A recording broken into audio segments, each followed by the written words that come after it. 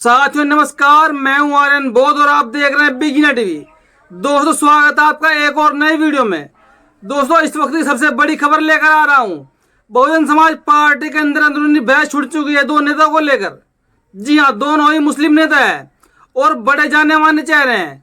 दोस्तों एक तो है इमरान मसूद जी और दूसरे फजलुर रहमान जो वर्तमान में सांसद है बसपा के। दोस्तों बसपा के जो कार्यकर्ता हैं सहारनपुर के अंदर, उनमें विवाद छिड़ चुका है। कुछ लोग तो मांग कर रहे हैं कि यहाँ का टिकट इस बार लोकसभा का इमरान मसूद जी का होना चाहिए और कुछ लोग कह रहे हैं कि यहाँ का टिकट फजलुर रहमान का होना चाहिए। लेकिन साथ ही साथ बहुत से लोग आरोप लगा रहे हैं फजलुर रहमान पर कि फजलुर रहमान ने इन 5 सालों में किसी गली में जाकर नहीं देखा है, किसी भी व्यक्ति के फायदे की बात नहीं करी है और किसी को कोई पूछताछ नहीं करी है। इनको सिर्फ अपने कारोबार से मतलब है। और वहीं पर अगर बात करें इमरान मसूद की, तो इमरान मसूद समाज के अंदर भी जाते हैं, समाज का कार्य भी करते हैं। तो इसी बात को लेकर कुछ लोगों ने नारे भी लगाए कि फजलुर रहमान मुर्दाबाद, फजलुर रहमान के मुर्दाबाद के नारे लगाए और इमरान मसूद जिंदाबाद। तो दोस्तों एक बहुत बड़ी बहस छुड़ चुकी है इमरान मसूद को लेकर बसपा के अंदर ही, क्योंकि जैसे जैसे लोकसभा चुनाव नजदीक आ रहे हैं तो कहीं न कहीं इमरान मसूद जी के टिकट की मांग बढ़ती जा रही है कि इस बार सहारनपुर लोकसभा सीट से बसपा का 2024 का इमरान मसूद जी का टिकट होना चाहिए।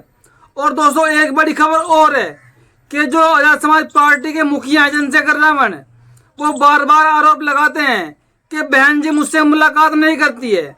मैंने बहन जी को चिट्ठी भी लिखी कई बार, लेकिन बहन जी ने कोई रिप्लाई नहीं दिया, ना ही मेरा फोन रिसीव करती है। लेकिन दोस्तों आज एक नेता ने ऐसा खुलासा किया है कि बहन जी ने वादा भी कर लिया था चंद्रशेखर रावण से मिलने का और तारीख भी फिक्स हो गई थी, लेकिन उसके बावजूद भी चंद्रशेखर रावण मिलने नहीं गए, क्योंकि चंद्रशेखर रावण को किसी ने लाखों रुपए दे दिए थे नई पार्टी बनाने के लिए और चंद्रशेखर रावण ने रातों रात डिसीजन लिया और अगले ही दिन जाकर नई पार्टी खड़ी कर दी, क्योंकि उनको लाखों रुपए दिए गए थे। क्योंकि वो एक युवा थे, उन्होंने पैसा कभी पहले देखा नहीं था और लाखों रुपए देखकर वो चुंदिया गए थे, पैसे की हवा लग गई थी। और जो आरोप आज वो लगाते हैं कि बहन जी के ऊपर उन्होंने मुझे नहीं बुलाया, तो दोस्तों आप इस वीडियो को देखिए कैसे खुलासा किया है सुशील गौतम जी ने। ये आदमी दोगला है और झूठा है जो समाज को बगला रहा है कि बहन जी ने नहीं बुलाया। वो ये शख्स आदमी अपनी माँ की कसम खा के बता दे कि बहन जी ने नहीं बुलाया था। और तुम क्यों नहीं गए थे? किस आदमी ने तुम्हें पैसे दिए थे पार्टी बनाने के लिए और कितने लाख रुपए दिए थे और वो कौन कौन लोग थे ये भी मुझे पता है। तो जब चंद्रशेखर को जब पैसे मिल रहे हैं पार्टी बनाने के, एक युवा लड़का था जिसने पैसा देखा नहीं था, उसे चकाचौंध उसकी समझ में नहीं आई, तो उसने सेम डे निर्णय लिया, जबकि मुलाकात की डेट भी फाइनल हो चुकी थी बहन जी से, दिन भी पक्का हो चुका था। लेकिन चंद्रशेखर ने अगले दिन ही वो पैसे आए, कुछ लोग आए जो बीएसपी के ही थे, टूटे हुए जो बीएसपी के गद्दार लोग रहे हैं वही लोग गए थे कि तुम पार्टी बना लो, पैसे दिए। चंद्रशेखर ने मुझे बुलाया कि सुशील भाई पार्टी बनाते हैं, लेकिन ये फैलाया गया कि ठाकुर गोली मार के चले गए। और दोस्तों कल बिहार के अंदर बसपा की बहुत बड़ी रैली हुई है पटना में। पटना के अंदर बिहार की रैली को संबोधित किया आकाश आनंद जी ने, जो बसपा के सबसे बड़े कोऑर्डिनेटर है पूरे राष्ट्रीय लेवल के।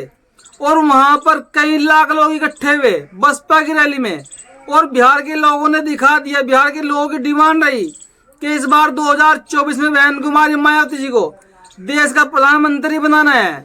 और जब उनसे सवाल किया गया कि न तो बहन जी इंडिया वाले गठबंधन में बुलाई गई और नई एनडीए वाले में, फिर कैसे प्रधानमंत्री बनेगी, तो लोगों ने क्या कहा कि वोट बैंक तो सिर्फ बसपा के ही पास है, प्रधानमंत्री कैसे नहीं बनेगी। इंडिया वाला गठबंधन भी इंतजार कर रहा है बहन जी का ताकि उनको पीएम बनाया जाए। लेकिन ये जो रैली रही बिहार के अंदर बहुत ही सफल रही, क्योंकि वहां पर लाखों लोगों की संख्या इकट्ठी हुई और आकाश आनंद जी ने उसको संबोधित किया। और वहां पर संबोधित करने के साथ साथ आकाश आनंद जी ने भाजपा और कांग्रेस पर भी हमला बोला। दोस्तों आकाश आनंद जी बहुजन समाज के उभरते हुए नेता है, जैसे कि चंद्रशेखर आजाद जी उभरते हुए नेता है, लेकिन समाज के लोग दोनों नेताओं को लेकर एक कंपैरिजन, एक तोलमोल कर रहे हैं कि इनमें से अच्छा कौन है। दोस्तों मैं तो यही कहूंगा कि जब भी कोई व्यक्ति, जब भी कोई युवा राजनीति में आता है तो सबसे पहले वो शून्य होता है। जब काम करते करते उम्र बीतती है तो एक्सपीरियंस होने लगता है। जो लोग चंद्रशेखर को बता रहे हैं कि वो बहुत कुछ ज्ञान उनको बहुत कुछ ज्ञान हो गया है, वो फील्ड में जाते हैं। दोस्तों जब उन्होंने काम शुरू किया था तब वो भी जीरो ही थे, जैसे कि आज आकाश आनंद को जीरो लोग बता रहे हैं। और जैसे जैसे समय बीतेगा उनका भी एक्सपीरियंस बढ़ता ही जाएगा और वो भी सड़कों पर जाकर युवाओं से बात करेंगे, समाज कल्याण की बातें करेंगे, आंदोलन करेंगे। आप भी इसी को देख सकते हैं लगातार, क्योंकि अब वो सड़कों पे उतरना शुरू कर दिया उन्होंने भी। और दोस्तों एक वीडियो बहुत ज्यादा वायरल हो रही है देश के अंदर। मुजफ्फरनगर के एक स्कूल में एक टीचर ने, तृप्ति गुप्ता नाम की टीचर ने, एक मुस्लिम बच्चे को 8 साल के छात्र को उसी क्लास के दूसरे हिंदू बच्चों से पिटवाया और बहुत बुरी तरह पिटवाया। और वो ये भी कह रहे कि जोर जोर से मारिए, ये मोमडन है। लेकिन दोस्तों उस बच्चे के मन में जो छवि बन गई होगी उस टीचर को लेकर और हिंदुओं के बच्चों को लेकर, क्या उसके मन से ये बात निकालनी पॉसिबल होगी? जब एक बच्चे को खुलेआम सबके सामने पिटवाया जा रहा है स्कूल के अंदर। और दोस्तों आज वो टीचर माफी मांग रही है, लेकिन लोग कह रहे हैं कि वो माफ करने के लायक उसने काम नहीं किया है, उसकी जगह जेल में, उसको जेल में होना चाहिए। क्योंकि एक 8 साल के बच्चे को उसी क्लास के बच्चों से पिटवाया जबरदस्ती और जोर जोर से पिटवाया कि ये मोमडन है, इसको पीटो और जोर से पीटो। लेकिन क्या ये हमारा देश सही दिशा में जा रहा है? और हमारे देश के जो शिक्षक है जो अत्याचार कर रहे हैं बच्चों के ऊपर, बच्चों में भेदभाव करते हैं, क्योंकि हमारे देश के बच्चे ही देश का भविष्य हैं, देश की तकदीर लिखने वाले हैं। और उन्हीं बच्चों में भेदभाव पैदा करके ऐसी टीचरों का क्या होना चाहिए, क्या इनकी सजा मिलनी चाहिए? दोस्तों अपनी प्रतिक्रिया हमें जरूर दीजिएगा।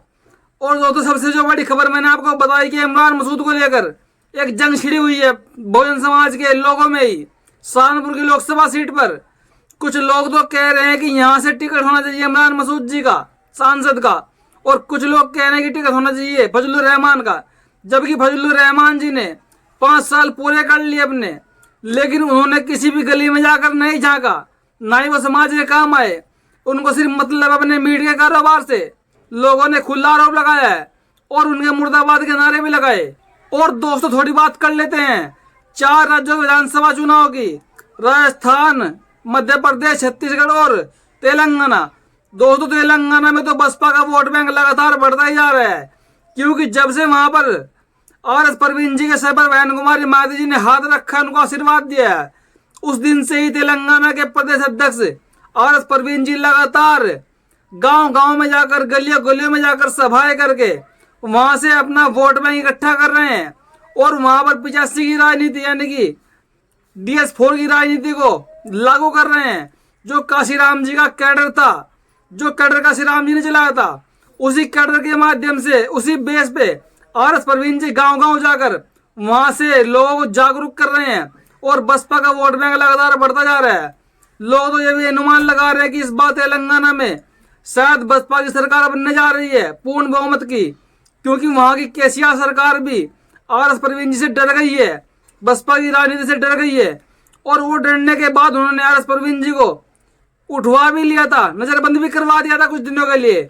लेकिन फिर उसके बाद मजबूर होकर छोड़ना पड़ा, क्योंकि जब लोगों ने सड़कों पर आंदोलन किया, लोग सड़कों पर बैठ गए कि इनका कसूर क्या है, इन्होंने कोई आतंकवाद फैलाया है, किसी की हत्या करी है या कहीं पे दंगा करवाया है, आपने इनको कैसे गिरफ्तार कर लिया, आपने कौन से कानून के माध्यम से इनको अरेस्ट कर लिया?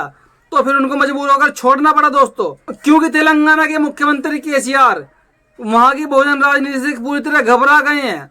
और घबराने के बाद उन्होंने तुरंत कॉल लगाया चंद्रशेखर आजाद जी को और वहां पर उनको बुलाया बहुजन समाज का वोट काटने के लिए। ये बात आप भी जानते हैं, लेकिन बहुजन समाज जो पार्टी है वो इतनी कमजोर नहीं है, क्योंकि उसका कारोबार रात दिन लगातार बढ़ता ही जा रहा है।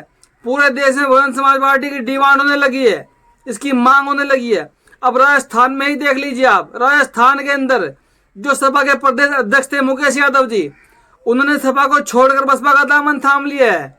जो प्रदेश अध्यक्ष थे, दिग्गज नेता थे समाजवादी पार्टी के, और उन्होंने साफ साफ खुले मन से ऐलान किया है कि मैं सपा को छोड़कर बहुजन समाज पार्टी में आया हूँ, क्योंकि यहाँ की नीतियाँ और यहाँ की जो योजनाएं हैं वो हमेशा से ही बहुजन समाज के लोगों के लिए, देश के लोगों के लिए कल्याणकारी होती रही हैं। और दोस्तों मध्य प्रदेश में बहुजन समाज पार्टी लगातार अपनी सभाएं करके और आंदोलन करके वहां से वोट बैंक मजबूत करने का काम कर रही है कि मध्य प्रदेश और राजस्थान में बसपा के विधायक और सांसद जीतते रहे हैं लगातार।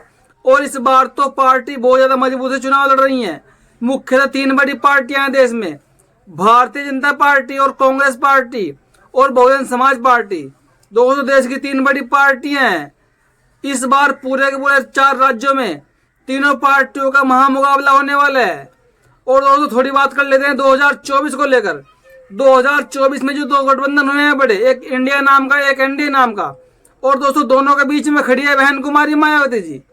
यानी कि बहन कुमारी मायावती जिधर भी कदम बढ़ाएंगी वही गठबंधन देश में सरकार बनाएगा। ये बात सब भली भांति जानते हैं। बड़े बड़े वरिष्ठ पत्रकार कह रहे हैं कि बहुजन समाज पार्टी के कदम बढ़ाने से पूरी की पूरी कम से कम 150 सीटों का फायदा होने वाला है कोई से भी गठबंधन को। अगर बहन कुमारी मायावती जी इंडिया वाले गठबंधन में जाती हैं तो 150 सीटें बीजेपी की घट जाएंगी तुरंत। लेकिन लोग ये भी कह रहे हैं कि बहन जी के ऊपर अमित शाह और नरेंद्र मोदी जी का दबाव बना रहे, वो दोनों दबाव बना रहे हैं कि बहन जी का और ओवैसी जी का गठबंधन करा के उत्तर प्रदेश में तीसरा मोर्चा बनवा के इंडिया वाले गठबंधन के खिलाफ चुनाव लड़वाना चाहते हैं अमित शाह जी। लेकिन दोस्तों बहन कुमारी मायावती जी इतनी कच्ची नेता नहीं है, वो राजनीति में पक चुकी हैं। बहन जी जब भी कोई डिसीजन लेती हैं वो हमेशा से ही बहुजन समाज के हित में काम करते हैं।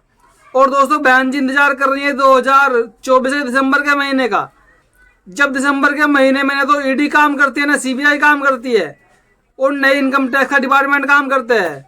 दोस्तों बहन जी मौका देखते ही 2024 के चुनाव के लिए इंडिया वाले गठबंधन में शामिल हो जाएंगी। एक तरफ सोनिया गांधी जी भी ऐलान कर चुकी है कि मैं बहन जी के पास जाऊंगी, उनको मना के लाऊंगी इंडिया वाले गठबंधन में, चाहे इसके लिए मुझे पैदल यात्रा क्यों ना करनी पड़े। तो दोस्तों आपका इस पर क्या कहना है? क्या 2024 के लोकसभा के चुनाव में सहारनपुर की लोकसभा सीट से इमरान मसूद का टिकट होना चाहिए या फिर फजलुर रहमान जी का?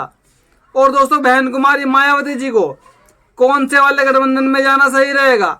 अपनी प्रतिक्रिया कहीं ना कहीं हमें कमेंट बॉक्स में जरूर देते रहिएगा। और दोस्तों हमारे चैनल को सब्सक्राइब कीजिएगा, वीडियो को लाइक कीजिएगा और वीडियो को शेयर जरूर कीजिएगा ताकि सारी वीडियो आपको भी आगे ऐसे ही मिलते रहे। धन्यवाद।